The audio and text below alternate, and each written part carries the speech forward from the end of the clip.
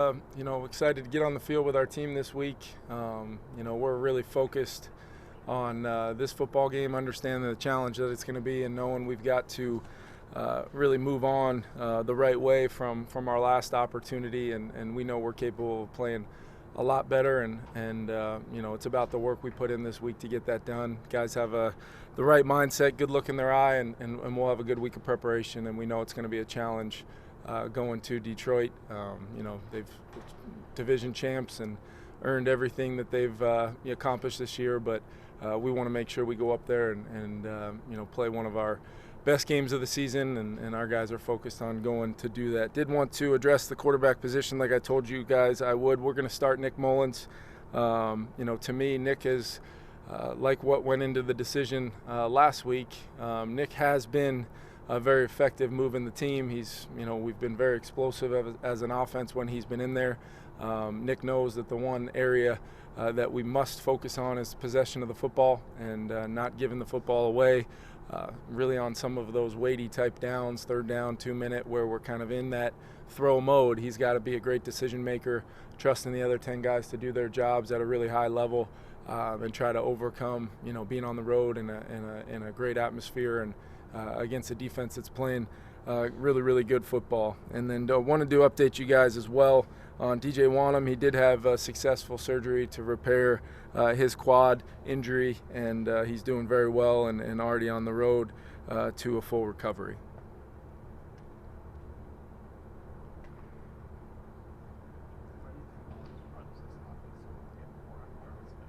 Yeah, I think he's got a good feel for, the principles of the offense, and he's got a lot of reps logged, as our backup over the last 2 years, and as close as he is with Kirk, and their preparation together, whether Nick was playing or not, always was, pretty top shelf. And I knew we knew we could rely on him to go in the game and move the team, just as he's, played and gotten real competitive reps, and really every game he's started were very competitive all the way down to the end. And you look back on those 2 or 3, 4 plays here and there, that if we can just maintain possession of the football, what would that mean for our team on that drive, whether it's points, getting 3 points, if we're unable to convert on a 3rd down in the red zone, 2-minute, when you're in kind of heading down towards scoring range, if we can get to that next down, or potentially just have a little bit better execution if there is a play to be made.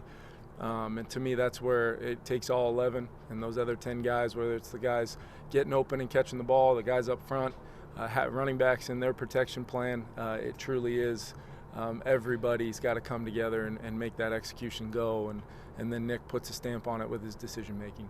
Given the time that he's had here, and if you look at all of the times you've had to get quarterbacks ready and make decisions during the week, how much does the experience that Nick has had in this offense kind of maybe give him a leg up or come through as an advantage when you're trying to get guys ready? Yeah, I think he's shown that with his ability to get our playmakers the ball, and I think we had 10 or 11 plus 20-yard completions, the last time we played these guys. And it's a good defense. They have a good plan, so you've got to have a great understanding of what we're trying to do before you can, ever, get to the place where you can start thinking about defense and attacking coverages and all those things, because that's the starting point. What are the details of my job, comfort level in our system of footwork, rhythm, timing, if it's play action, if it's a screen game, keeper game, all the ways that our offense can kind of come to life.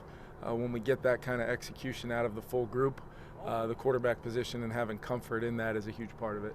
How hard is it to build chemistry with an offense when a quarterback is changing every couple of weeks? Yeah, I think that the fact that a lot of these guys have been in there and gotten reps, and we've tried to really, since losing Kirk, it's been a mindset of, Nick was injured at the time when that happened and working his way back from his lower back injury, and then we feel good about where Jaren's at in the moment, knowing that Josh Dobbs just arrived 4 or 5 days earlier. So I think the guys understand, and the challenge is it's no question different than if you just have Kirk running out of the tunnel and playing every single snap like he's done most of his career. The challenge is different for sure. But I think it's a matter of what are the roles and responsibilities of the guys on our offense. What personnel grouping are we in? run or pass. What is my job? How am I going to do that with great technique and fundamentals? Go strain and finish to get that job done, and then move on to the next play. It sounds simple, but if those simple things are not going to be there because of a different quarterback in the game or whatever it may be, we don't have the right guys in that huddle, and I do believe that we do. Kevin, how do you view sort of the ups and downs of defense here throughout the course of the season? You had that long period in the middle where it was lights out, and then now it's been a little bit up and down. Yeah, I think in year one, I think the credit to Flo and his staff of the evolution of the defense and kind of week in and week out where they took it to try to give our players a great chance to have success. At the same time, as they put more on tape, teams maybe, honing in on certain ways that they want to play, and now it's our time to either adjust or, taking a look at it with a microscope and saying, hey, we just need to be better in our execution there, tighten up a little bit there, understand, formations and tells and tendencies to know and try to expect what you're going to get. And then stay true to the principles, what you talk about with your guys as far as what it's going to take to win the game and how we need to play, and see if we can make that come to life. Who's your quarterback decisions that you've had several times here last week have been difficult, intense, complicated? All of the above, just because I think they're really important decisions, and when you're trying to you want to make sure you're communicating. You want to make sure you're doing everything you can to help the guys that we try to put in the game. But at the same time, the decision is about what's best for the team and trying to move the football and see if we can go out and have a quality performance on offense. And the quarterback does have a lot to do with that. But at the same time, you want to make sure you're going through that process consistently. What's leading you there? What is the tape telling you? What's what has been emphasized versus what you're actually seeing show up when it matters? So yes, all of those things that you said are part of those decisions, and I think the quarterback position deserves, like every other position, maybe more so, just deserves that full process each and every week to make sure that whoever's in there feels like the decision was made for the right reasons. You communicate with those guys why, and then what we're going to do about it moving forward to try to be better. Kevin, who's your back? Yeah, we're working through that right now. We're going to make sure that we get all three guys that will be up on game day ready to go, and we'll kind of work through that as the week goes on. Could you have all three of them there?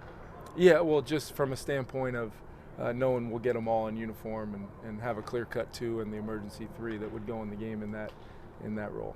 As you look back at all this transpired, what do you think has happened with Dobbs from that start to just as you work through that?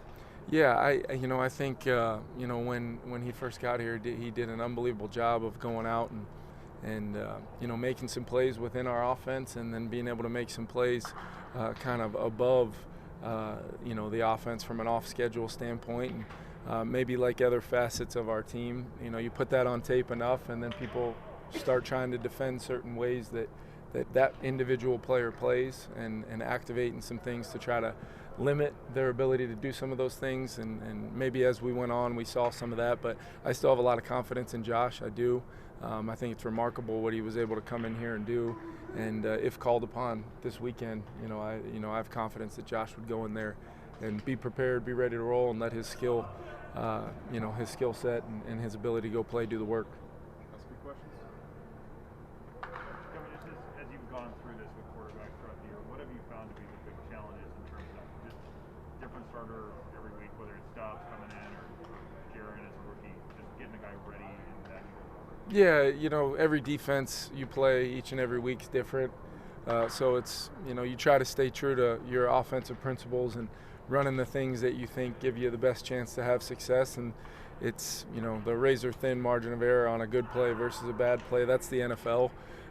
So the unique part of that, Ben, is you end up with trying to have as much carryover, trying to do the things that certain players maybe feel more comfortable with. And clearly with Nick, that's probably the biggest sample size menu just because of his comfort with our offense. But it's a challenge, and ultimately, what I feel is the most important thing is that the comfort that the players have at that position going into the football game, and then we kind of go out and see, like everybody else in those moments, that You know, they might have been prepared in the meeting room, they might have been prepared even on the practice field, but the game environment and being able to execute in those environments are the most important thing. Are you stressing the guys at all?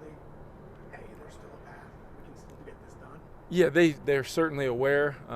You know, I think it's really important that we don't spend the finite amount of time team meeting wise and when I'm up in front of the group talking about scenarios and all those things, they're very much aware that the only thing that matters is us, you know, finding a way to win a football game, and then, you know, from there, you know, we'll kind of figure out what that looks like. But to me, it's not just about, you know, 2023. It's about much more than that as far as an NFC North opponent late in the year, you know, coming off of a performance where we weren't proud of much of anything at US Bank Stadium on Sunday, and we felt that, we own that, and what are we going to do about it? Are we going to you know, understand the moment and put together a great week of preparation and then have that show up on the field Sunday is what I care about, and ultimately whatever comes from that and the results I know of, you know, 2 or 3 other games will matter in determining whether it's our last game of the season or not, but we still do have an opportunity, and it all starts with handling our business, you know, with the Minnesota Vikings opportunity this week. Thanks, everyone. Thanks, guys.